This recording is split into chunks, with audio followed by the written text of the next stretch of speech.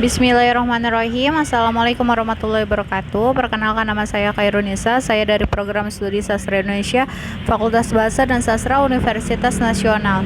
Dan pada kesempatan kali ini di mata kuliah retorika, saya akan mempresentasikan beberapa materi. Dan ini materi yang akan saya presentasikan, yaitu sejarah retorika, teori retorika, storytelling, dan penyebab takut berbicara di depan publik. Sejarah retorika. Retorika berasal dari bahasa Inggris retorik dan bersumber dari perkataan Latin retorika yang berarti ilmu bicara. Retorika sebagai suatu ilmu memiliki sifat-sifat rasional, empiris, umum, dan akumulatif menurut Haryono dalam Susanto tahun 1988 halaman 73 sampai 74.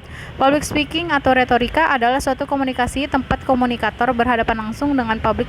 Retorika mempunyai tujuan untuk mempengaruhi audiens, serta retorika adalah suatu bentuk komunikasi langsung dengan massa.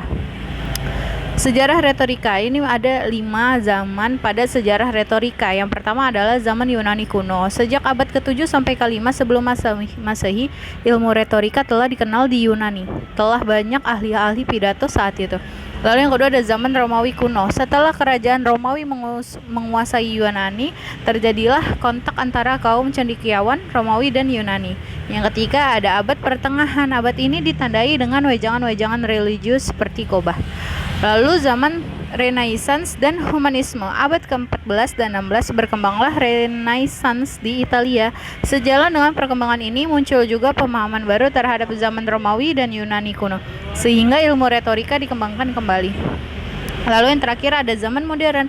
Negara-negara yang berjasa mengembangkan ilmu retorika pada zaman modern adalah Perancis, Inggris, Amerika, dan Jerman Barat.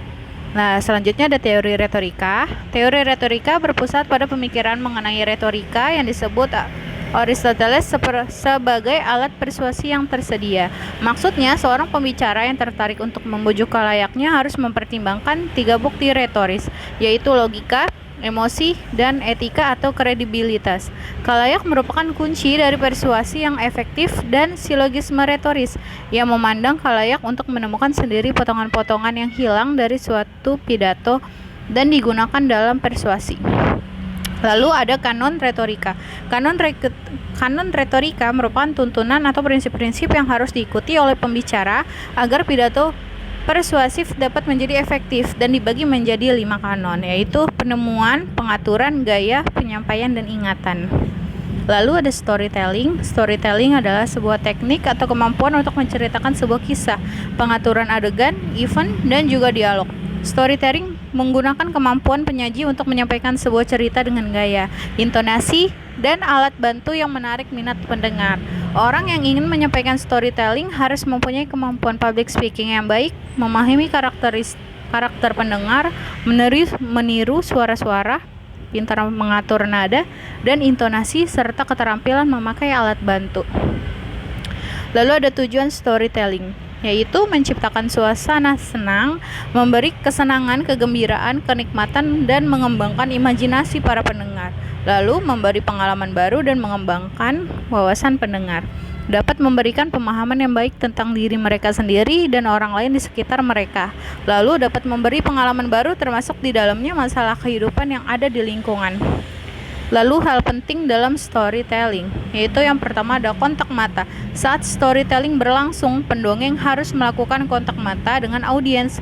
Pandanglah audiens dan diam sejenak. Dengan melakukan kontak mata, audiens akan merasa dirinya diperhatikan dan diajak untuk berinteraksi.